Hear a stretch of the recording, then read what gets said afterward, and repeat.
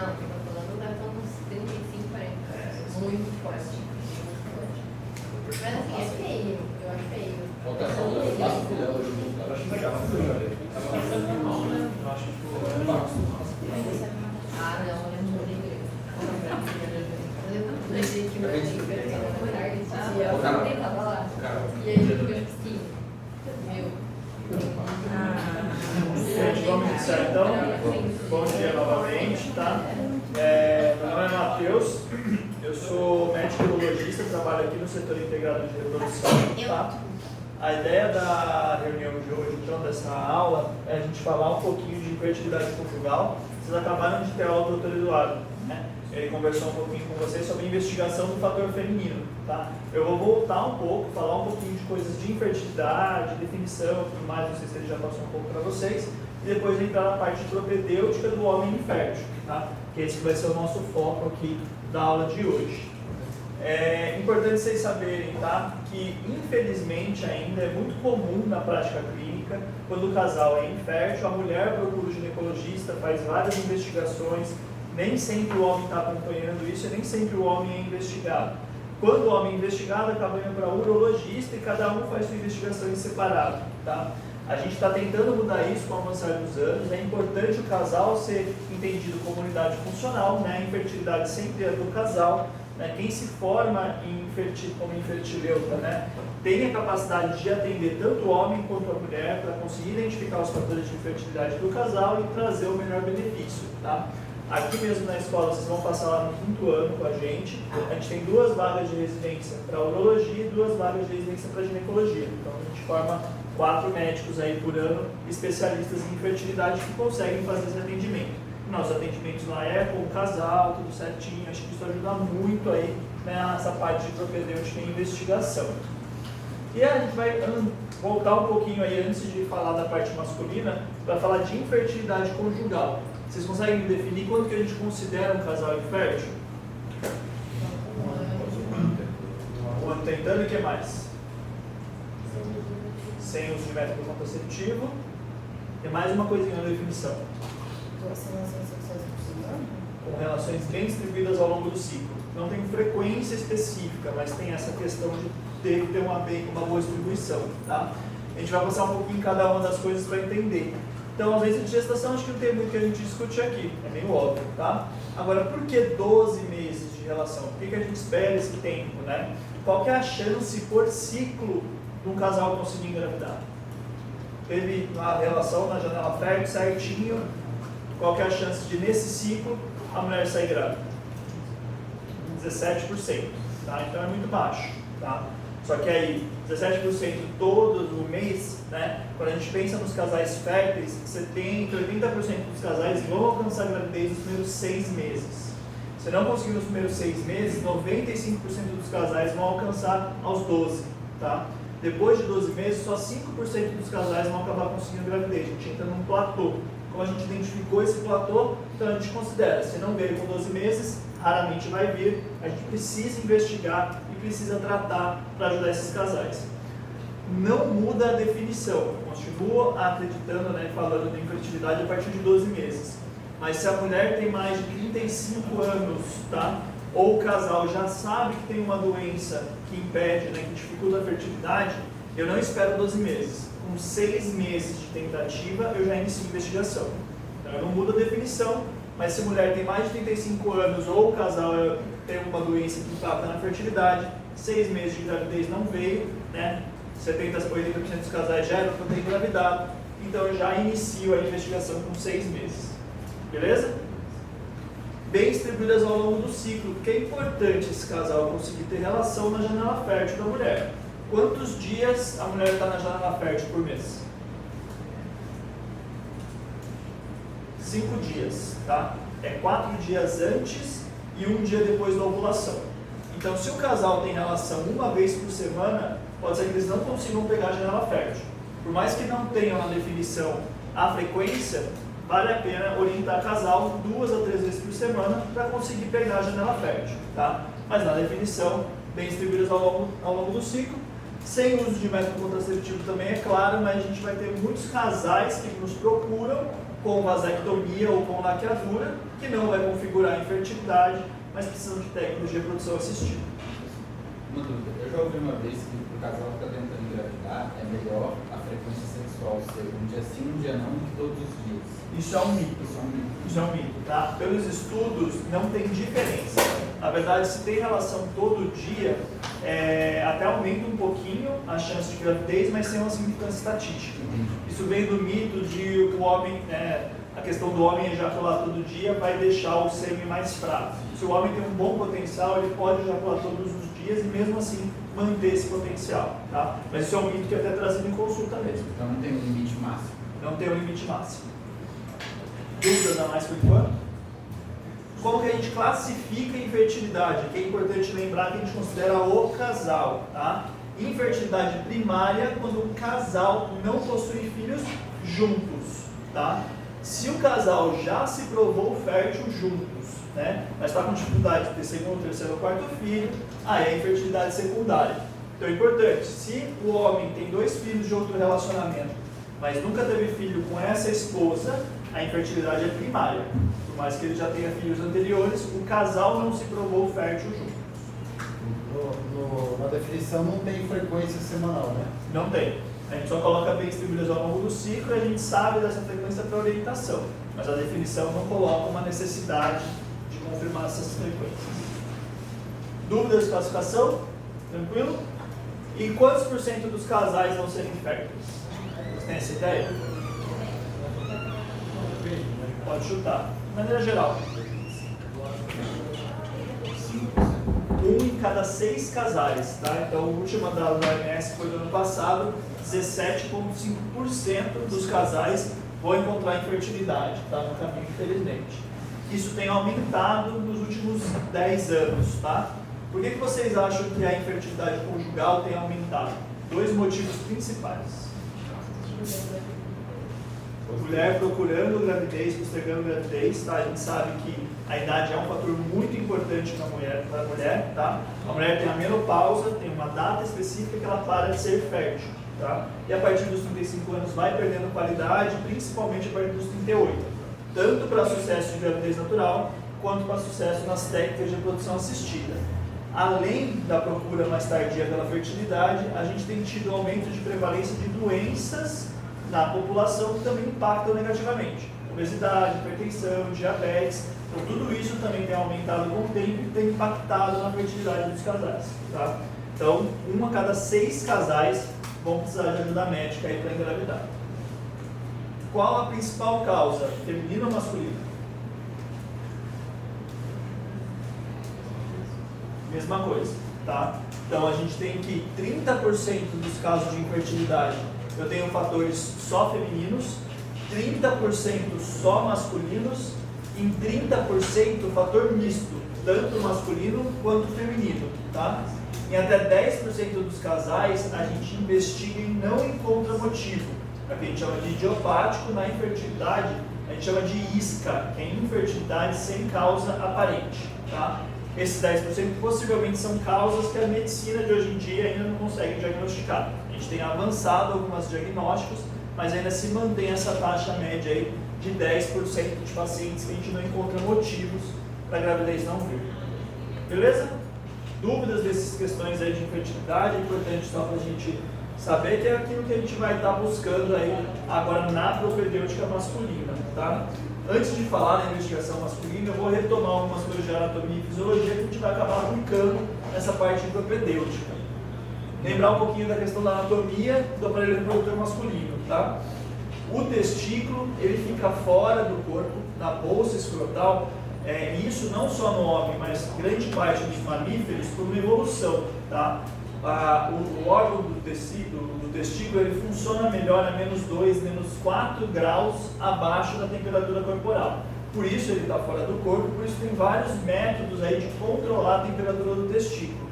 A pele do escroto ela é fina, ela tem pouco tecido subcutâneo para ajudar nessa troca de calor, ela é enrugada, aumentando, né, a superfície de contato, tem pelo, tem glândula sudorípara, tudo isso para ajudar nessa troca de calor também, tá? Dentro do testículo, a gente vai ter a formação, a espermatogênese, Esses espermatozoides caem para os canalículos testiculares, tá?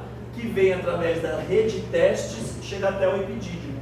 O epidídimo nada mais é que um túbulo único que vai se contorcendo. Eu tenho cabeça, corpo, cauda do epidídimo.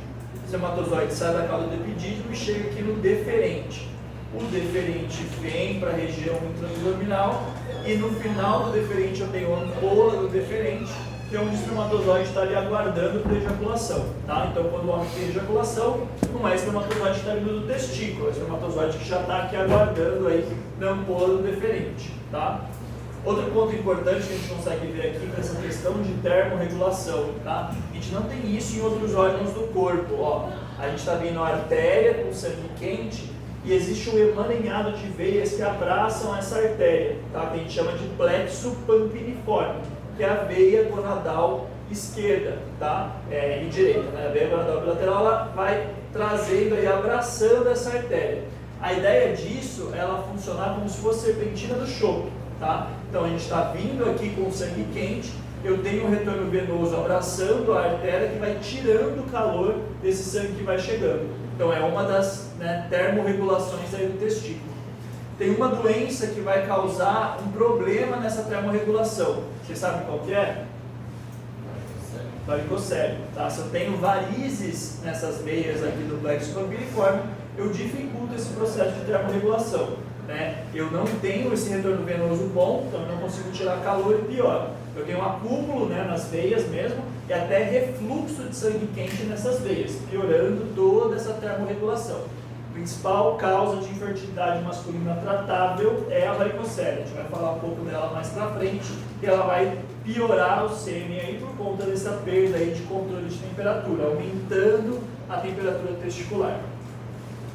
Certo? Dúvidas? Importante que todo esse período, desde o início da formação da célula, né, da espermatogênese mesmo, até ele estar aqui preparadinho para ser ejaculado, são 90 dias, tá? Então, o que o homem ejaculou hoje, ele começou a produzir há pelo menos 90 dias atrás, tá? Isso é importante para a nossa prática clínica, porque todo e qualquer tratamento que eu faço hoje no homem, eu só vou ver no espermograma daqui 3 meses se teve algum benefício. E o espermograma que ele está fazendo hoje pode refletir algum problema que ele teve há 3 meses atrás, tá? Seja agudo ou crônico. Então é importante a gente ter essa ideia que a espermatogênese completa demora aí uns 90 dias. Lembrar um pouquinho da fisiologia que a gente vai aplicar também, tá? Eixo hipotálamo, hipófise gonadal, tá? Funciona tanto no homem quanto na mulher. Tem uma produção pulsátil do GNRH pelo hipotálamo que vai atuar na hipófise, fazendo a produção da FSH e LH que vão atuar nas gônadas. E os hormônios gonadais vão atuar em feedback negativo. Aqui eu tenho mais especificamente do homem, hipotálamo vai produzir o GNRH, a hipófise vai fazer a produção dos hormônios hipofisários, o LH vai atuar nas células de Leydig, aí fica fácil de guardar, né? L com L, fazendo a produção de testosterona. Essa produção de testosterona alcança uma alta concentração intratesticular e também cai em nível sérico. E essa testosterona em nível sérico vai fazer o feedback negativo. O FSH atua nas células de Sertoli. As células de Sertoli são células acessórias que ajudam, né, e fazem a estimulação da espermatogênese. O Sertoli, estimulado pelo FSH, num ambiente de testosterona intratesticular adequado, vai conseguir fazer espermatogênese. Tá? Quando a FSH atua nas células de Sertoli, ela também libera inibina, e tanto a inibina quanto a testosterona fazem um feedback negativo. Beleza? Deu para lembrar do eixo? Quando a gente fala de uma baixa função do testículo, uma baixa função da gônada, a gente dá o nome dessa síndrome de hipogonadismo. Vocês lembram que tem 2 tipos de hipogonadismo? Primário ou secundário ou hipo ou hipergonadotrófico. Se o homem tem uma hipogonadismo, a gente vai pesquisar, vai dosar FSH e LH. Ele pode estar alto ou ele pode estar baixo. Tá? A gente vai entender um pouquinho a diferença desses 2 hipogonadismos. Então, nesse hipogonadismo, eu tenho uma baixa testosterona na produção. Eu vou ter um baixo feedback negativo. Se eu não tenho feedback negativo, o que acontece com o meu FSH e com o meu LH? Sobe, né? Aqui eu tenho um hipogonadismo hipergonadotrófico. Agora respondam para mim, Se eu tenho um hipogonadismo hipergonadotrófico, onde está o defeito? O defeito é central ou o defeito é gonadal? Gonadal. Mesmo eu estimulando a gônada, ela não responde. Tá? Então, se eu tenho um hipogonadismo hipergonadotrófico, o problema está na gônada. Agora, o contrário. Por algum motivo, eu não tenho produção de LH-FSH. Se eu não tenho essa produção, ela não estimula o testículo a produzir testosterona. Esse é o hipogonadismo hipogonadotrófico. O defeito é central. Pode ser um tumor central, pode ser a ausência congênita aí de alguma das células. Eu vou ter um hipogonadismo hipogonadotrófico. Beleza? Deu para diferenciar tranquilo? Quando a gente vai fazer então a investigação masculina, a gente tem que entender um ponto importante. Todo homem nasce com potencial fértil pré-determinado. E os agravos na vida vão acontecendo que vão diminuindo esse potencial com o tempo. Tem homem que tem um potencial inicial lá em cima. É obeso, diabético, fuma, usa droga, e mesmo baixando esse potencial por causa de todos os agravos, ele continua com uma produção que traz fertilidade, pode conseguir engravidar. Agora, tem homem que pode ter um potencial inicial muito baixo, e poucos agravos já vão descer ele no limiar de fertilidade. Tá? Qual que é o nosso papel? Procurar esses agravos e tratar os agravos que são tratáveis. Eu quero devolver potencial para esse homem, tá? Seja para conseguir alcançar uma gravidez natural, se esse for o único fator, ou mesmo para melhorar as chances nas técnicas de reprodução assistida. Quando melhor tiver o potencial, melhora as chances de gravidez mesmo com FIV, X e os outros tratamentos. Como qualquer investigação, eu vou passar aqui com vocês a anamnese, exame físico, e a gente vai falar principalmente do espermograma, que é o principal exame para a gente ver o potencial fértil do homem. Na anamnese a gente vai estar dividindo aí conforme a anamnese mesmo, tá? Então, na identificação, vocês acham que a idade do homem é importante para a fertilidade? Tão importante quanto para a mulher? Não. Então, a gente estava falando lá que a mulher tem a menopausa, uma data que ela para de ser fértil. Antes se usava o termo andropausa, hoje a gente não usa mais, porque não existe uma data limite certa que o homem para de ser fértil. O homem vai perdendo potencial a partir dos 35 anos, mas ele não para de ser fértil. Tem homem que vai continuar com fertilidade com 50, 60, 70, 80 anos normalmente. Ele vai ter a perda de potencial, mas dependendo do potencial inicial, ele pode manter fertilidade. Tá? Mas sim, a idade é um fator que vai piorando a fertilidade do homem. Se a gente pensar em ocupação, emprego, trabalho, o que vocês acham de emprego que pode piorar a fertilidade do homem? Radiação. A radiação ela é gonadotóxica. Então, todo radiologista, técnico de radioscopia, médico, cirurgião, dentista que trabalha com isso, por mais que tenha o uso do EPI, pode ter benefícios aí disso. O que mais? Agricultor, por causa de uso de organofosforados, principalmente, tá? Na agropecuária e tudo mais, pode ter piora do potencial fértil. Mas uma linha de agravo que pode estar ligada à ocupação.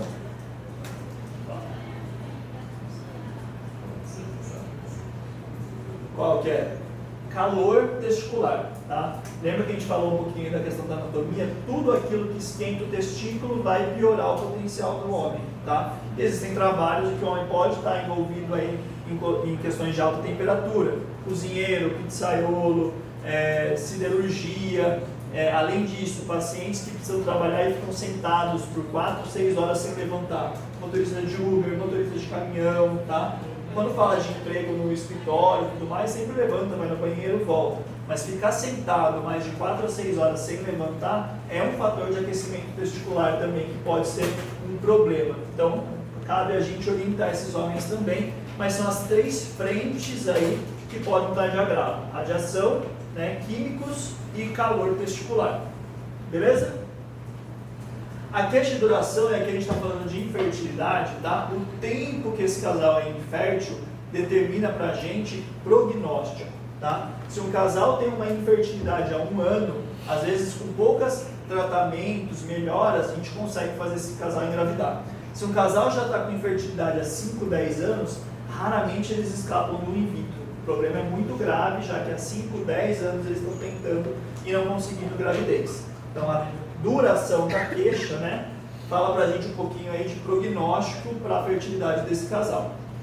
se um homem já traz na história, mas eu tive um filho há 5 anos atrás, então eu sou fértil, isso exime ele de investigação? Não, tá? Vou conversar com vários fatores. Os fatores de fertilidade no homem, eles trazem uma piora progressiva. Ele pode ter sido fértil 5 anos atrás, mas ter piorado esse potencial. Então, não exime ele de investigação. É importante, obviamente, a gente saber, mas não vai ter que investigar tudo da mesma forma. Aqui eu estou elencando várias questões de hábitos e vícios, todos eles vão interferir negativamente com a fertilidade, tá? O tabagismo, né, o ato de fumar em si, ele vai trazer aumento de estresse oxidativo, tá? Isso é natural, né, do ato de fumar, seja pela ingesta, né, do vapor quente mesmo, tá? E até dos componentes mesmo do cigarro. O estresse oxidativo, todas as células têm proteção contra o estresse oxidativo para tentar burlar isso. O espermatozoide é uma das células que tem menos esse potencial. Então, o estresse oxidativo para o homem vai atacar muito os espermatozoides. O espermatozoide tem pouco citoplasma, né? Então ele é muito sensível aí à questão da espécie reativa de oxigênio. Além disso, o uso crônico também de cigarro traz acúmulo de metais pesados no testículo. Então são duas vias aí do tabagismo piorar a produção dos espermatozoides. Quando a gente pensa em sedentarismo, aqui eu vou trazer mais a questão da obesidade, tá? 2 motivos da obesidade piorar a fertilidade do homem. O que vocês pensam? Por quê? Por quê? Essas pessoas eram estradiol. Isso. Tem na gordura abdominal, que é uma gordura endócrina, né? Tem uma enzima chamada aromatase.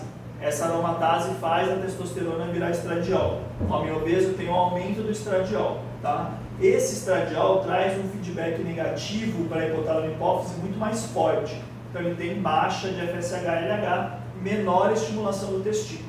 Então o homem obeso tem aumento do estradiol e isso acaba estimulando menos a produção dos espermatozoides.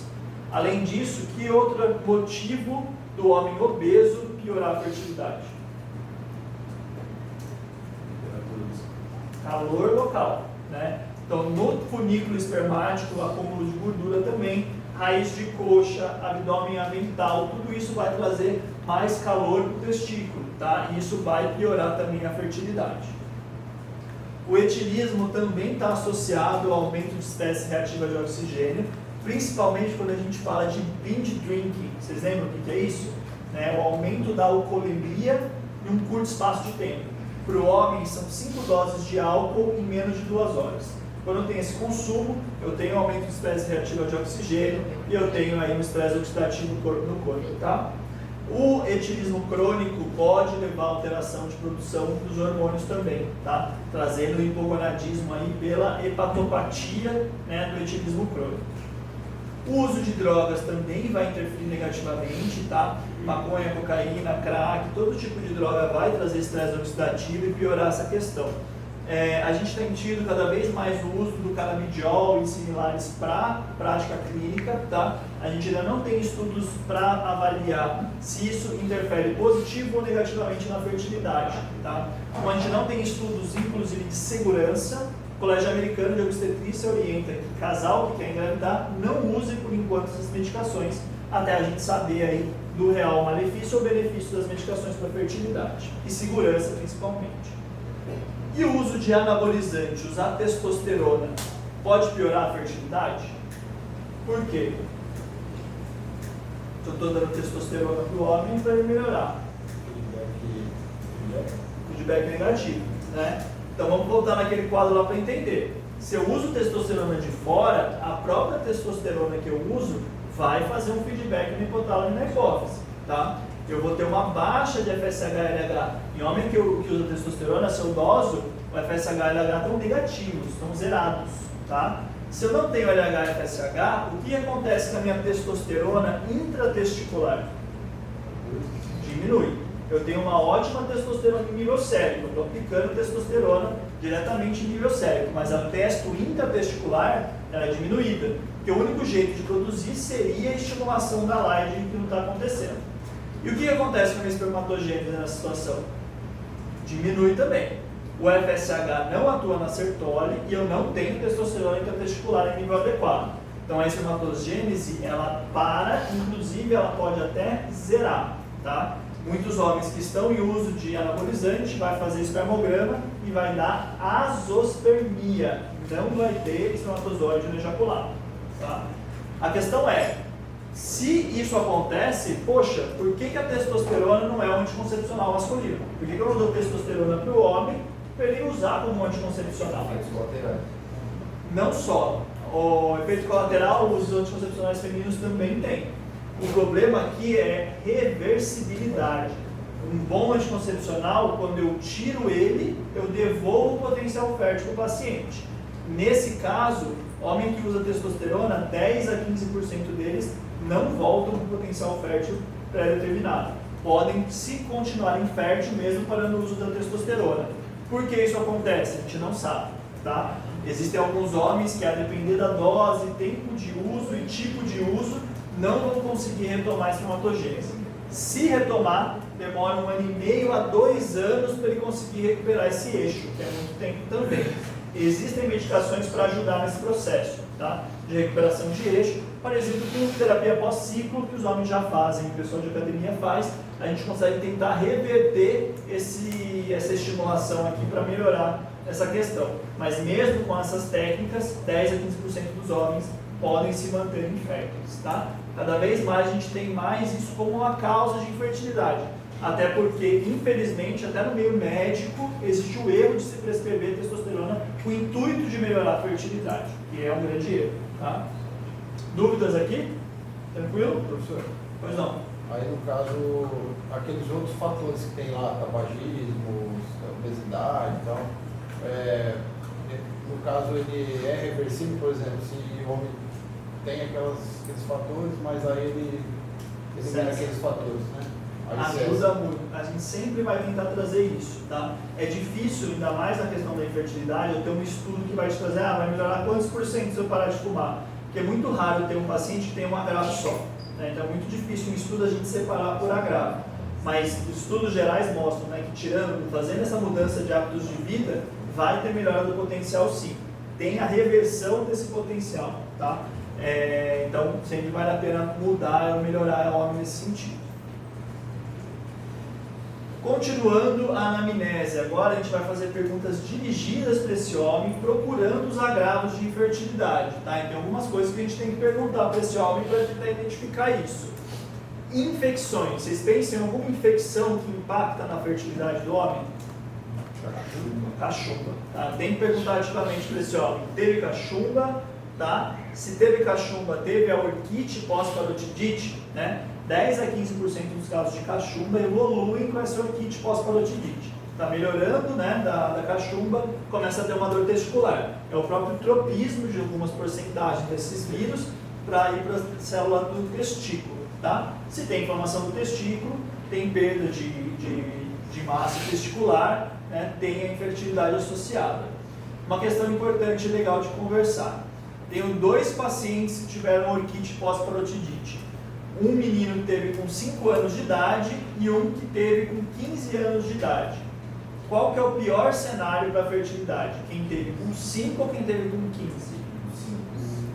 Por que com 5? Não chegou na puberdade. Isso é ruim? Acredito que não, né? Ele não teve muito fogo na A infecção viral, ela é intracelular. Ela ter dano no tecido, eu dependo de replicação da célula. Então, em órgãos que estão quiescentes, estão quietinhos, sem uma replicação celular importante, como é o testículo do menino de 5 anos, eu não vou ter tanta repercussão. Agora, se eu tiver uma inflamação no testículo depois do início da espermatogênese, né, então esse menino já começou a ter uma replicação celular importante lá, eu vou ter mais dano tecidual, tá? Então, orquite pós-parotidite na infância não deve ter tanto impacto. Agora, depois de adulto, eu posso tornar esse homem, inclusive, azospérmico, né, sem espermatozoide no ejaculado. É uma outra causa aí de azospermia. Beleza? Outra infecção que é importante eu questionar para o homem, que raramente traz infertilidade masculina, mas que está associada à infertilidade feminina.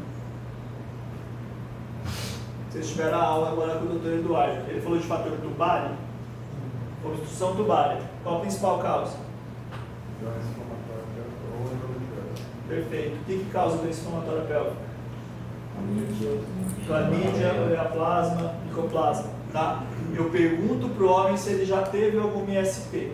Se um componente do casal já teve um ISP, o outro componente do casal pode ter sido exposto. Tá? E o homem, raramente a IST vai causar infertilidade, mas para a mulher é uma das principais causas de fator tubário. Tá? Então, eu fico mais atento ainda ao problema tubário se o homem já teve alguma IST, por exemplo. Eu vou questionar a mulher também, obviamente, mas é mais para ajudar a gente a pensar. De antecedente de doenças testiculares, tem uma doença congênita que está associada à infertilidade. Qual é? Que eu tenho que questionar também. Para esse homem. Criptorquidia, tá? Ou testículo não descido. Tem um grande fator, né, associado à fertilidade. A gente sabe hoje em dia que o testículo que não desce, ele já é mal formado. Ele é digenésico, ele não sinaliza as proteínas que são importantes para fazer a descida do testículo no final da embriogênese, tá? Nesse sentido, mesmo que o homem consiga descer o testículo, fazer a cirurgia de orquidopexia, que deve ser feita até os 2 anos de idade, quando eu faço essa cirurgia, eu tiro o efeito de calor. Se o testículo está dentro do corpo, eu estou fazendo aquele efeito do calor. Mas esse testículo já é mal formado. Então, mesmo que eu opere esses meninos, eles ainda mantêm chance de infertilidade. Criptorquidia unilateral, 30% de chance de ser infértil. Tá? Se for bilateral, 50% de chance de ser infértil. Se eu não mudo a fertilidade desses meninos, por que eu opero eles? Por que eu desço o testículo? Se eu não mudo a fertilidade. Não? Oi? Produção hormonal? Não. Sempre vocês têm a célula produtora do hormônio, que é a célula de Leydig, ela é muito mais forte, muito mais resistente que a sertólio. Sempre que você vai dar um dano no testículo, o primeiro que sofre é a sertólio. Tá? Qual o motivo? Criptorquidia aumenta a chance de infertilidade. Criptorquidia também aumenta a chance de câncer de testículo. Tá? Quem tem criptorquidia tem 30 vezes mais chance de ter câncer de testículo do que a população normal. Se eu desço esse testículo, eu diminuo um pouco essa chance, mas mais importante que isso, eu trago um diagnóstico palpável. Se o testículo não é palpável, ele continua intraabdominal, eu não tenho como fazer esse diagnóstico de câncer de testículo. Tá? Então, o importante da cirurgia é diminuir risco de câncer e aumentar o diagnóstico precoce de câncer nesses pacientes. Beleza? Doenças crônicas, tá? A gente está falando aqui de um homem que tem entre 25 e 40 anos de idade, tá? A chance desse homem ter, durante esse processo de 25, 40 anos de idade, ter passado no médico para fazer exames preventivos, infelizmente é muito baixa, tá? A gente tem uma cultura de que o homem não vai no médico, o homem não procura cuidado em saúde. Muitos homens inférteis vão se apresentar no consultório por conta de infertilidade e a gente vai descobrir um diabetes, uma hipertensão, né, uma síndrome metabólica, tá? E toda doença crônica, principalmente não, né, tratada, vai interferir na fertilidade, tá bom? Vocês lembram que o nosso corpo vive numa homeostase. Quando está tudo muito bom, todos os nossos organismos estão funcionando bem, tá? Se eu tenho uma alteração, né, uma piora, eu entro no estado de fuga, né, estado ali crônico de inflamação. E isso vai trazer com que eu faça mais, entregue mais energia aí para sistema respiratório, sistema circulatório. O sistema reprodutivo do homem é o que menos importa para uma sobrevivência atual, tá? Então, se eu tenho uma questão aguda, né, ou uma crônica agudizada, eu deixo ali a nossa espermatogênese meio parada, tá? Então, eu tenho que tratar doenças crônicas para melhorar também a fertilidade desse homem. Quando eu penso em tratamento, medicações, o que vocês pensam aqui que pode interferir na fertilidade? Que tipo de tratamento que o homem faz que pode interferir negativamente na fertilidade? Psicotrópicos, tá? Toda medicação psicoativa pode interferir naquele eixo hipotálamo hipófise gonadal. Antidepressivos, ansiolíticos, antipsicóticos, anticonvulsivantes. Óbvio que a gente sempre vai pesar risco-benefícios, se o paciente precisa da medicação, ele precisa e ponto, mas é um fator que pode piorar a fertilidade. Falaram também de quimioterapia, tá? Quimioterapia, ela é gonadotóxica. Quimioterapia ou radioterapia pélvica vai causar infertilidade. Se o homem precisa fazer algum desses tratamentos e ainda quer ter filhos, o que ele precisa fazer? O homem tem câncer, vai passar por um tratamento oncológico. Tem 25 anos de idade. O que eu preciso indicar para esse homem? Congelar sêmen, tá? Esse tratamento, né, a quimioterapia ou a radioterapia, vai levar à infertilidade desse homem em grande parte das vezes de forma irreversível. Eu preciso orientar esse homem a congelar sêmen antes desse processo. Porque a quimio e a radioterapia pode deixar ele azospérmico, sem espermatozoide ejaculado também. Outra medicação que vale a pena conversar um pouco é uma medicação muito comum utilizada para tratamento de pressão, que são os antagonistas do canal de cálcio, tá? Nifedipino, amlodipino. Essas medicações não vão alterar o espermograma. O paciente usa isso, vai fazer o espermograma estar normal. Mas a ativação do canal de cálcio ela é importante quando o espermatozoide encontra o óvulo. O processo de fertilização depende da ativação desses canais. Se o homem está em uso de medicação, esses canais do espermatozoide também estão bloqueados, tá? Então a gente supõe que em vivo também aconteça o que a gente sabe que acontece in vitro, tá? Então orienta homens que precisam, querem engravidar, não usar antagonistas de canal de cálcio. Tem muitas outras medicações de tratamento para pressão que não interferem aí no processo de fertilização. Beleza? Dúvidas de medicação? Raramente as cirurgias feitas no homem em idade reprodutiva vão trazer malefício para a fertilidade. Quando a gente pensa em cirurgia, tem as cirurgias que vão interferir na ejaculação, tá? Quando o homem vai ejacular, ele tem que ter um fechamento do colo vesical para a ejaculação sair para fora. Se o homem fez alguma cirurgia na próstata, raspagem de próstata, ele não consegue fechar esse colo vesical, ele para de ejacular, tá? Mas normalmente quem faz esse tipo de procedimento já são homens que têm sua prole constituída. Então não vai ter malefício, mas sempre bom a gente conversar com esses homens. Se faz prostatectomia, também tira toda a próstata, liga o deferente e esse homem também se torna infértil, tá? Por mais que sejam homens mais velhos, é sempre bom a gente questionar se ainda tem desejo de ter filho. Se a gente pensar na questão da ejaculação, tem duas cirurgias que o homem jovem pode ter. São cirurgias no retroperitônio, tá? Então vou ter que tirar, né, o intestino grosso. Eu posso ter lesão dos nervos que são responsáveis pela ejaculação e isso causar uma infertilidade, tá? Outra questão importante é a cirurgia de hérnia inguinal. Principalmente se fez antes de 1 ano de idade e de forma bilateral. Quando a gente faz cirurgia de hérnia, com ou sem tela, a gente acaba fazendo a cirurgia bem ao redor do folículo espermático, tá? Que são as estruturas que estão indo para o testículo. Eu posso ter alguma ligadura inadvertida lá ou mesmo lesão do deferente ou da artéria testicular que pode causar a piora da fertilidade. São as únicas cirurgias para a gente pensar aí, mas são causas raras aí de infertilidade. Importante eu questionar esse homem sobre saúde sexual, tá? É muito raro o homem chegar com uma queixa nesse sentido, ainda mais do lado da esposa, e a gente tem que questionar como é que está a libido, como é que está a ereção, consegue alcançar, consegue manter a ereção. Porque se eu tiver alguma queixa de saúde sexual, isso é quadro clínico de hipogonadismo, de alteração hormonal, e eu preciso, né, investigar esse homem melhor se ele tiver alguma queixa nesse sentido. No caso de torção testicular, torceu um testículo e necrosou, esse homem vai estar infértil? O que você acha? Depende do homem. Depende do potencial inicial, porque nessa situação ele está perdendo metade do potencial, tá? Mas como ele tem o outro testículo, normalmente, na maior parte das vezes, esses homens continuam férteis, tá? Então tem uma malformação do testículo que leva ele a torcer mais, não no sentido de produção de espermatozoide. Então o homem que teve a torção, ele não tem mais isso de infertilidade de base, mas ele perde metade do potencial, tá?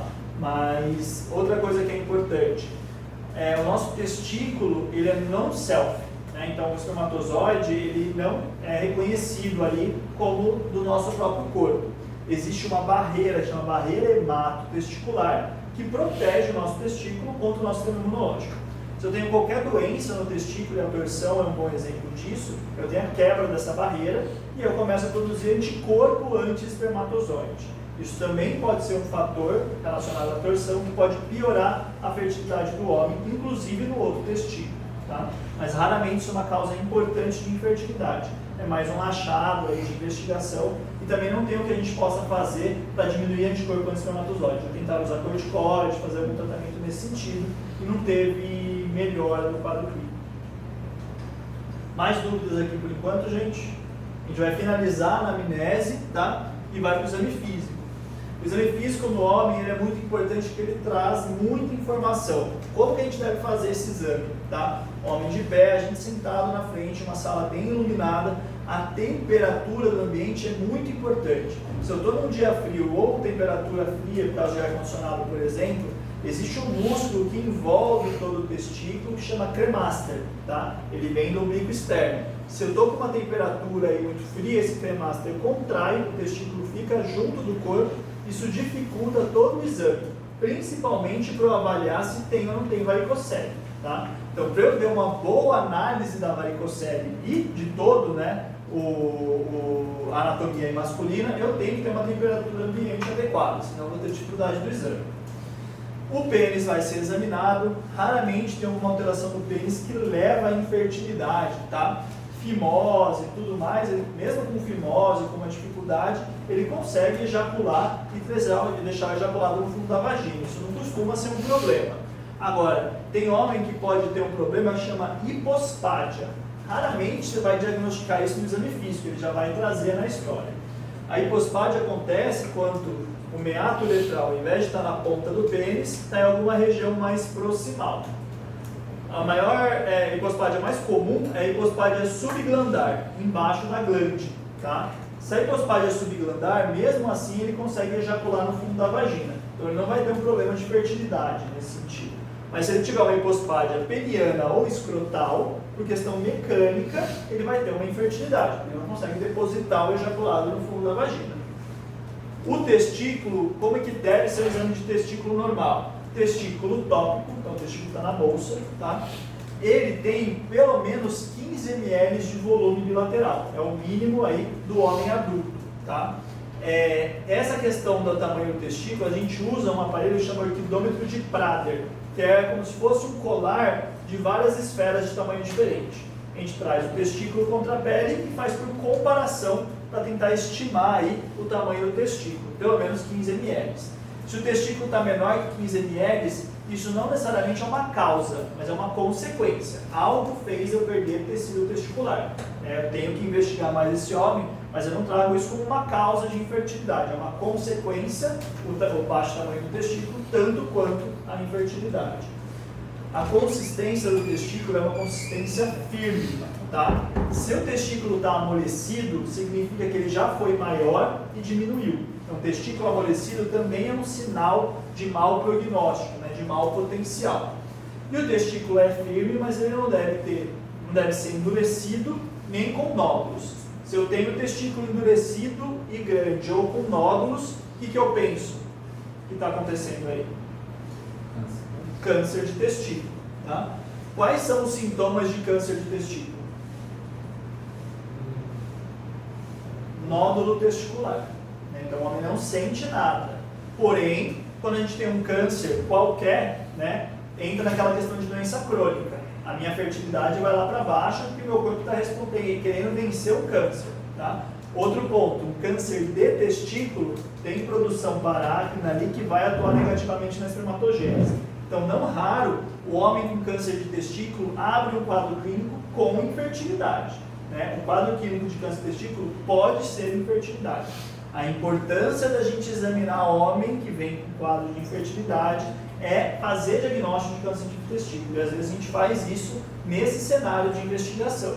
O câncer de testículo é uma causa de infertilidade e a gente vai ter que resolver o câncer de testículo antes de partir para os tratamentos de reprodução, se eles forem necessários.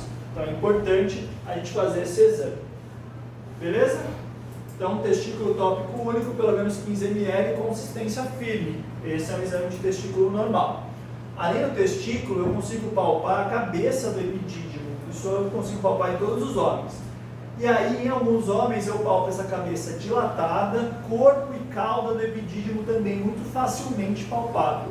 Se isso está acontecendo, esse epidídimo está dilatado, qual é o significado disso? Estou tendo uma obstrução para frente. pode ser uma causa de infertilidade. O homem que você vai conseguir ter esse exame é o homem que é vasectomizado. O homem que fez vasectomia, ele ligou o deferente ali um pouco mais para frente, ele vai ter essa dilatação dos epidídimos. Um achado muito comum, tanto no exame físico quanto no ultrassom, é o cisto do epidídimo. 30% da população tem esses cistos, tá? Ele é uma espermatocele, uma formação cística ali que não causa infertilidade, não causa obstrução. É um achado benigno que não deve ser levado a sério, tem que tranquilizar o paciente. Cisto de epidídimo não tem nenhum significado clínico. Quando eu vou palpar o cordão espermático, consigo delimitar os cordões deferentes, né? São os cordões um pouquinho mais grossos, parecendo um macarrão al dente, que vai estar em todo o folículo espermático. Quando eu vou examinar esse homem, eu tenho 3 possibilidades aqui. Eu vou ter o deferente dos 2 lados, que é um exame normal, tá? Eu posso ter uma agenesia unilateral do deferente. Eu não tenho deferente em um dos lados. Esse homem pode ser fértil? Pode. É a mesma discussão da torção de testículo. Um testículo dele ele não consegue mandar os espermatozoides porque ele não tem deferente. Mas o outro está conseguindo mandar os espermatozoides para ejacular. A agenesia unilateral dos ductos deferentes normalmente é uma malformação wolffiana. Os ductos de Wolff são responsáveis, né, pela formação do deferente, mas também pela formação do ureter. Se eu não tenho deferente de um lado, eu não tive ureter do mesmo lado. Esse homem tem agenesia renal ipsilateral. Lembra que para formar o rim, eu preciso ter o ureter. O rim vem da formação do ureter. Então a gente às vezes vai examinar esse paciente, ele não tem DEF de um lado, você pede ultrassom e também não tem rim desse mesmo lado. É uma malformação wolffiana que não traz nenhum impacto para a vida desse homem, além desses 2 achados. Agora, eu posso ir examinar esse homem e ele ter agenesia bilateral congênita dos ductos deferentes. Eu não tenho deferente dos 2 lados. Esse homem pode ser fértil? Não tem como, tá? Ele pode até ter produção de espermatozoide, só que não chega no ejaculado, né? A agenesia bilateral congênita dos ductos deferentes é o quadro clínico de uma das principais doenças recessivas, tá? Vocês sabem qual que é? Já tiveram essa explicação? É uma doença que é vista no teste do pezinho, tá? Fibrose cística. A fibrose cística é a doença recessiva mais comum do nosso meio, tanto que por isso está no teste do pezinho. O quadro clínico, como qualquer doença genética, ele é amplo, tá? O mais comum, né, do quadro mais grave, pancreatopatias e pneumopatias, por alterações ali da reabsorção, aumento de viscosidade dos mucos em geral. Quando acontece isso, na evolução ali embrionária desse homem, ele tem reabsorção desses deferentes por causa dessas alterações de muco, tá? Então é uma causa de infertilidade, essa agenesia bilateral pela fibrose cística. Beleza? E aí o mais importante do exame, que vai ser a avaliação do plexo pampiniforme. Por que mais importante? Porque eu já falei para vocês que a varicocele é a causa mais comum de infertilidade masculina. E eu vou examinar esse homem, eu encontro aqui, ó, um tufo venoso, que só de olhar, né, só na inspeção eu já vejo. Veias dilatadas, o testículo está até um pouco aqui horizontalizado pelo peso dessas veias aqui. É varizes para o escroto, né? Varizes escrotal ou varicocele, tá? A varicocele ela é muito comum, né? 15 a 20% da população vai ter varicocele. A varicocele nada mais é que o espectro de uma doença crônica e sistêmica. O homem que tem varicocele ele tem uma malformação das veias, tanto as válvulas não funcionam direito, ele nem tem as válvulas venosas. O mesmo homem que tem varicocele tem mais chance de ter hemorroida, tem mais chance de ter insuficiência venosa periférica, uma doença sistêmica, tá? A varicocele se inicia desde a adolescência e vai se mantendo durante toda a fase adulta. E o jeito que ela vai causar infertilidade é o calor do testículo que a gente já conversou. Apesar de ser uma doença sistêmica, tá? A varicocele costuma ser mais intensa em um dos lados. Vocês lembram dessa questão da anatomia? Qual lado que é pior?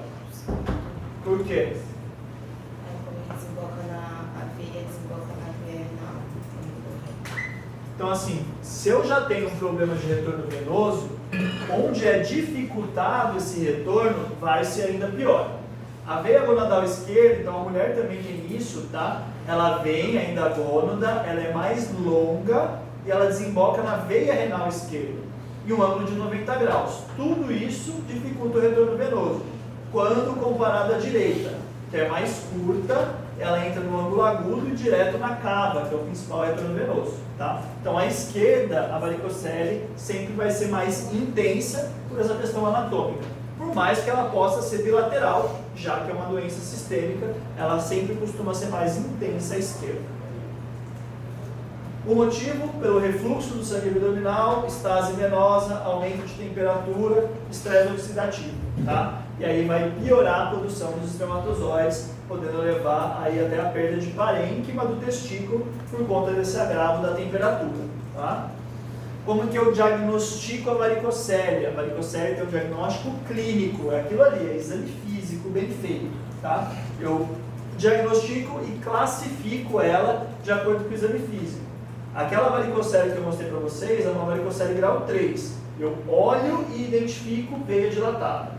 Se eu não olho e identifico veia dilatada, eu vou palpar o cordão, trazer o cordão contra a pele. Se nessa situação eu vi veia dilatada, varicocele grau 2. Eu trouxe o cordão contra a pele, não identifico veia dilatada. Eu peço para o paciente fazer aumento de pressão intraabdominal. Apareceu dilatação da veia, varicocele grau 1. Se não aparece dilatação nem com a manobra de Valsalva, o paciente não tem varicocele. Então, diagnóstico pelo exame físico. 20% dos homens têm varicocele. 20% dos homens vão precisar operar essa varicocele? Não. A varicocele, o único problema que ela vai trazer, tá, é a produção dos espermatozoides.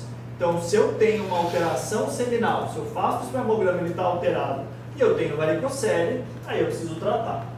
Se eu tenho varicocele, mas meu sêmen tem uma ótima produção, eu não preciso me preocupar com isso, tá? 80% dos homens que têm varicocele vão conseguir engravidar suas esposas sem problema nenhum, tá? Então, por mais que eu perca o potencial, e pode ser que ele esteja trazendo perda de potencial, se eu tenho um potencial inicial alto, eu continuo fértil, eu não preciso me preocupar com isso inicialmente. Se eu vou operar a varicocele, eu faço a cirurgia que chama varicocelectomia microcirúrgica bilateral. A gente vai conversar mais no ano que vem sobre isso, quando vocês passarem na urologia, tá? A gente faz um corte na região subinguinal, tá? Um pouco acima ali de onde sai o pênis mesmo, um corte de 1-2 centímetros, entra com microscópio cirúrgico, identifica as veias e liga as veias, identifica a artéria e preserva a artéria. Por isso a importância do microscópio, tá? Prognóstico desses pacientes, 60% a 70% deles melhoram, tá? Em até 3 a 6 meses depois da cirurgia. E demora para melhorar, porque eu tenho que esperar novas espermatogêneses sem um agravo da varicocele, tá? Então demora 6 a 9 meses, eu tenho o máximo benefício aí da cirurgia. Nem todo mundo melhora, principalmente por 2 motivos, tá? Ou o homem tem outros fatores que estão interferindo negativamente, ou o homem já teve uma perda de potencial tão importante, uma perda de tecido tão importante, que ele não consegue recuperar nem depois da cirurgia, tá? Então não é todo mundo que melhora, mas é uma boa taxa de melhora aí pós-procedimento. Dúvidas de varicocele? Beleza? E aí, se o homem veio, a gente fez exame físico, eu tenho exames para pedir para esse homem para investigar potencial fértil, fertilidade. Principal, sem sombra de dúvidas, que a gente vai finalizar com ele é o espermograma, que a gente vai conversar. Existem outros exames que a gente vai abordar no ano que vem. Provas espermáticas funcionais para analisar o DNA do espermatozoide, dosagem hormonal, se ele tiver queixa de cogonadismo, e até avaliação genética, alguns exames de imagem podem ser necessários. Mas hoje a gente vai falar do espermograma, que é o principal exame para avaliar potencial fértil masculino, tá?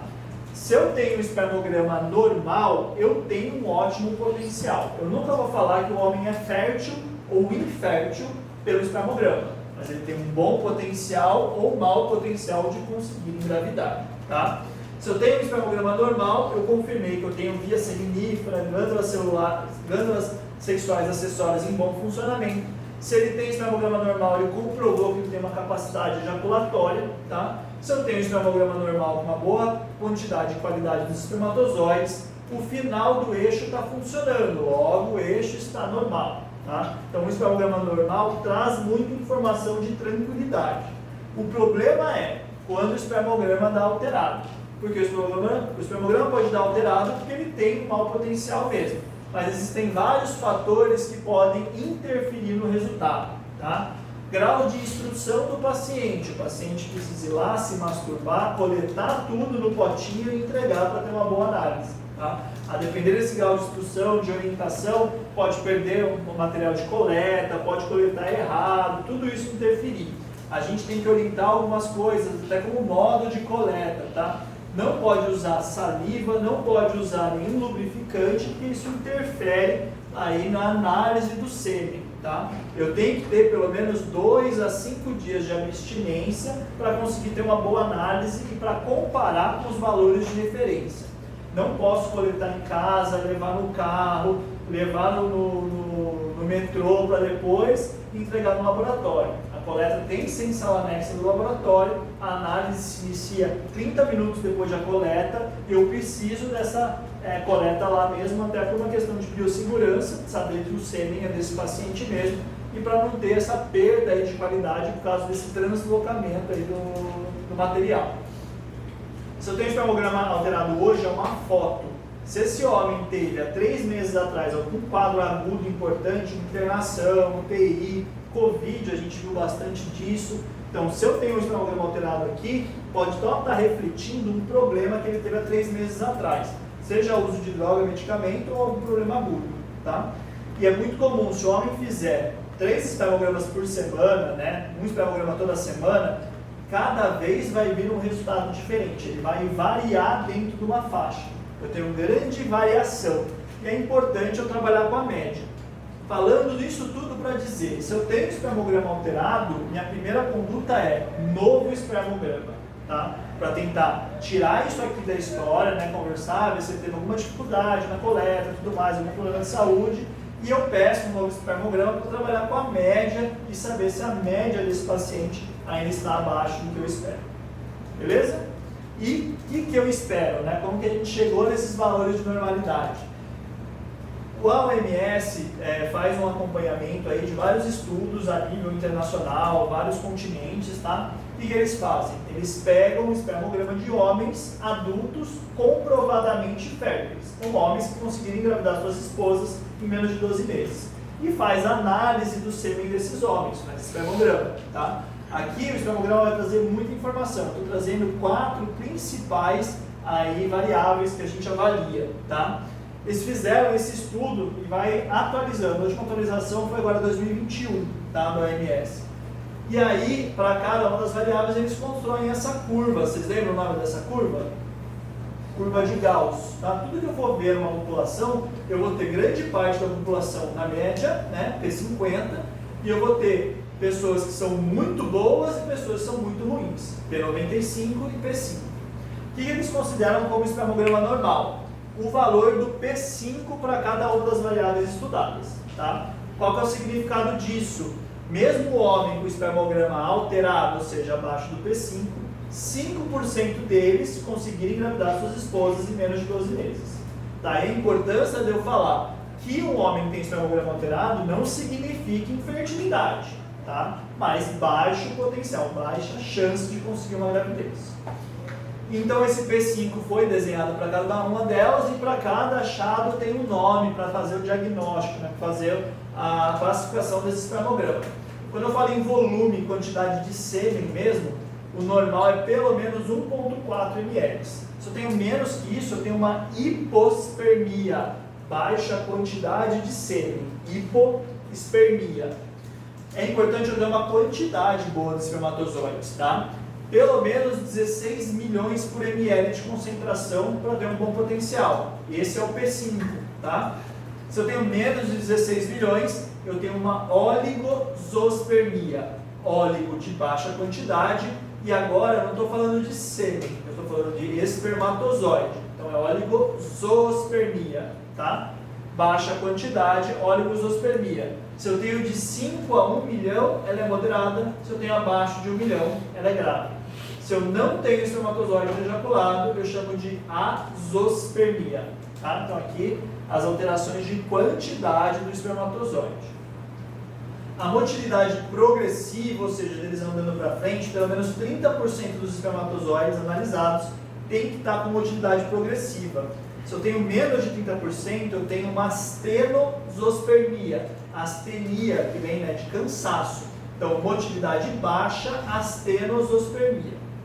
E a morfologia normal, que é aquela cabecinha, tudo bonitinho, cauda, tem vários aspectos para eles classificarem como morfologia normal. Só 4% já é suficiente. A maior parte dos espermatozoides da espécie humana são alterados morfologicamente.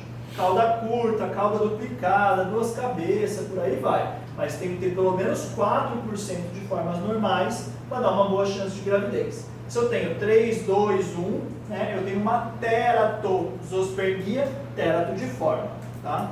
E aí, a depender dos achados, eu vou ter o diagnóstico seminal. Eu posso ter um homem que é só teratosospermico, oligoteratosospermico, oligoasteroteratosospermico. Eu vou construindo esse diagnóstico. Quando eu falo em potencial fértil, em doenças para o homem, não tem uma doença que vai causar mais perda de concentração ou mais motilidade. As coisas vão meio em conjunto. Tá? Eu tenho um diagnóstico seminal, mas isso não me ajuda a entender, se eu tenho pouca concentração, então deve ser varicocele. Não, todos os agravos vão atuar negativamente em todas as variáveis. Beleza? Dúvidas? E aqui a gente finaliza essa avaliação do homem infértil. Então lembrar das definições de infertilidade, que é muito importante, tá? As causas de infertilidade masculina e principalmente varicocele, que é a principal causa aí, tá? Por que é mais à esquerda, né? E quais são os agravos que a gente consegue identificar nos homens. Beleza? Tem lista que precisa assinar ou levar? Não. Não, só assinar. Tá. Então qualquer dúvida eu estou à disposição aí, gente. Bom dia a todos. Obrigado.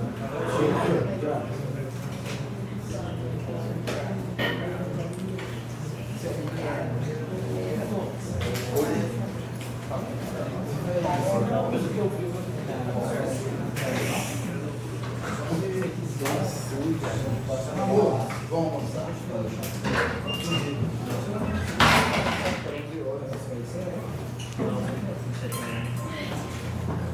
Você vai ficar aqui agora?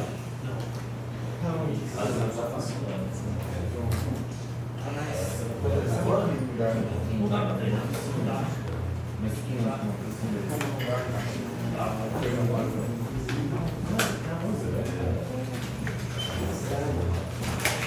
Tchau, gente. Vamos ensinar na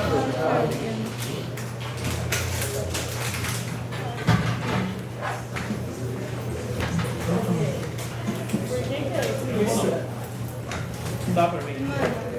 Tem a veia gonadal e não o testículo. Ela vai, tipo, solteira ainda. ela vai desembocar na veia renal, vai desembocar que é maior que o lado direito e vai desembocar na veia renal.